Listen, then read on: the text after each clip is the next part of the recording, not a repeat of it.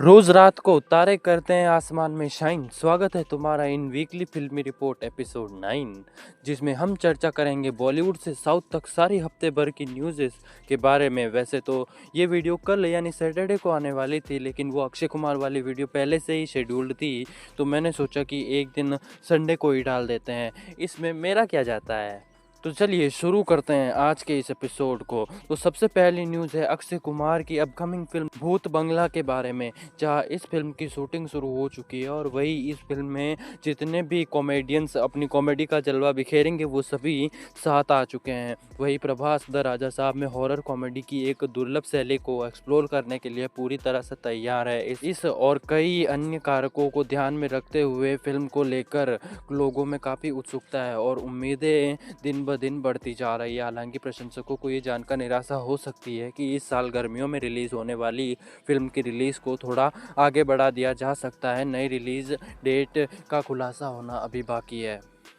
वही बॉलीवुड फैंस के लिए जश्न मनाने का एक कारण है, क्योंकि लोकप्रिय अभिनेत्री तब्बू ने भूल भुलैया 2 में अपने बहुचर्चित अभिनय के बाद हॉरर कॉमेडी शैली में वापसी करने की सोची है। वही अक्षय कुमार अभिनीत भूत बंगला के कलाकारों में शामिल हो गई है। इस फिल्म में अक्षय कुमार और प्रियदर्शन 14 साल बाद फिर से काम कर रहे हैं और अभिनेता ने सितंबर में सोशल मीडिया पर इसके बारे में पोस्ट करके अपनी खुशी भी जाहिर की थी। अब रविवार को तब्बू ने भी मनोरंजनकर्ता के साथ अपने जुड़ाव की करने के लिए मंच का सहारा लिया।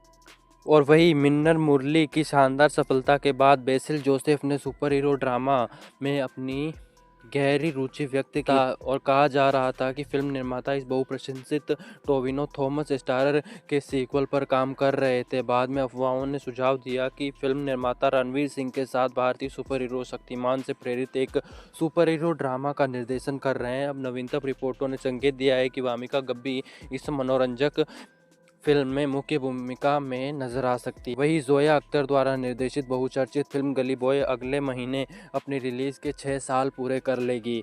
हाल ही में आई खबरों से पता चला है कि इसका सीक्वल बनाया जा रहा है, जिसमें विकी कौशल और अनन्या पांडे मुख्य भूमिका निभा सकते हैं। अर्जुन वरेन सिंह द्वारा निर्देशित, जिन्होंने पहले खो गए हम कहा का निर्देशन किया था। सीक्वल का उद्देश्य नए किरदारों को पेश करते हुए मूल फिल्म के सार को पकड़ना है।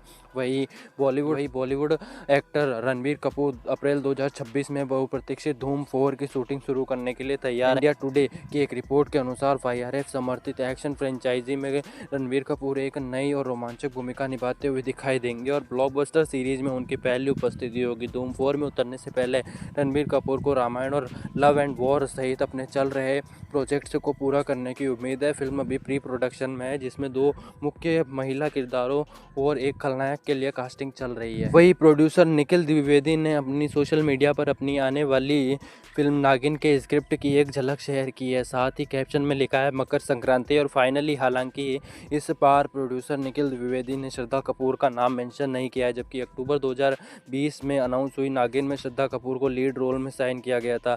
इस चुनौतीपूर्ण किरदार को निभाने के लिए उत्साही श्रद्धा ने कहा था कि मुझे खुशी है कि मैं ऐसा किरदार निभाने जा रही हूँ। मैं ऐसी फिल्में देखकर बड़ी हुई हूँ। स्क्रीन पर नागिन का किरदार निभाना मेरे लिए बहुत खुशी की बात है। मैं श्रीदेवी मैम की नागिन और निगाहे की बहुत बड़ी फैन रही हूँ और इसी को देखते हुए बड़ी हुई हूँ। मैं हमेशा से इस तरह का किरदार निभाना चाहती थी जिसकी जड़ें भारतीय लोक कथाओं से जुड़ी हो। सीक्वल बॉर्डर 2 की शूटिंग शुरू हो गई है और मध्य प्रदेश में वरुण धवन के पावर हाउस कलाकारों के साथ शामिल होने से उत्साह बढ़ता जा रहा है।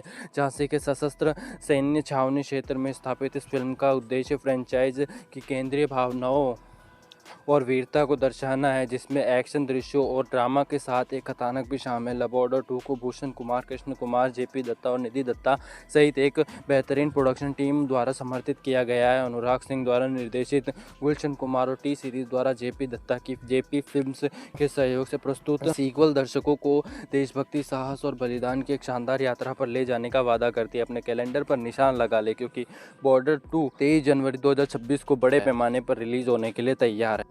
और वही अजय देवगन ने 2012 की एक्शन कॉमेडी सन ऑफ सरदार में जस्सी के किरदार में लोगों का दिल जीत लिया था। इस फिल्म में सोनाक्षी सिन्हा, अर्जुन बाजवा, संजय दत्त और जूही चावला भी मुख्य भूमिकाओं में थे। अब उन्होंने सन ऑफ सरदार की शूटिंग भी शुरू कर ली है, जो कि हमने आपको पहले ही बताया था। और अब ये फिल्म 25 जुलाई 2025 को रिलीज़ होगी। वही ब्लॉकबस्टर फिल्म जेलर के सबसे एंटिसिपेटेड सीक्वल की घोषणा हो चुकी है। ऐसी अफवाहें थी कि फिल्म का शीर्षक हुक्म तय किया गया था। हालांकि सूत्रों के अनुसार टीम सीक्वल के लिए इस शीर्षक पर विचार नहीं कर रही है। अनाउंसमेंट टीजर में शीर्षक जेलर 2 तय किया गया था, जिसे कल सिनेमाघरों में रिलीज किया जाएगा। बॉलीवुड अभिनेता विजय की आखिरी फिल्म थलपति 69 की शूटिंग पहले ही पूजा समारोह के साथ शुरू हो चुकी है। हाल ही में इस फिल्म की पुष्टि हुई है कि यह टॉलीवुड की हिट फिल्म भगवंत केसरी की रीमेक होगी, जिसमें बालकृष्ण ने अभिनय किया था। सूत्रों के अनुसार थलपति 69 की रिलीज डेट भी तय हो गई है। कहा जा रहा है कि यह फिल्म 17 अक्टूबर 2025 को दुनिया भर में रिलीज होगी। सूर्या की वादी वासल का आधिकारिक तौर पर निर्माण शुरू हो गया है। वेत्रिमारन द्वारा निर्देशित यह एक्शन ड्रामा 1960 के दशक की पृष्ठभूमि पर आधारित है और इसमें पुरुषों और बैलों के बीच के बंधन को दिखाया है। साथ ही राजनीतिक रूप से प्रभावित युग में जल्लीकट्टू की परंपराओं की खोज की गई है। शुरुआत में 2021 में घोषित की गई इस परियोजना में वेत्रिमारन की अन्य फिल्मों के प्रति प्रतिबद्धताओं के कारण देरी का सामना करना पड़ा है, लेकिन अब वादी वासल के लिए कार्य शुरू हो गया और स्क्रिप्ट को अंतिम रूप दिया जा रहा है।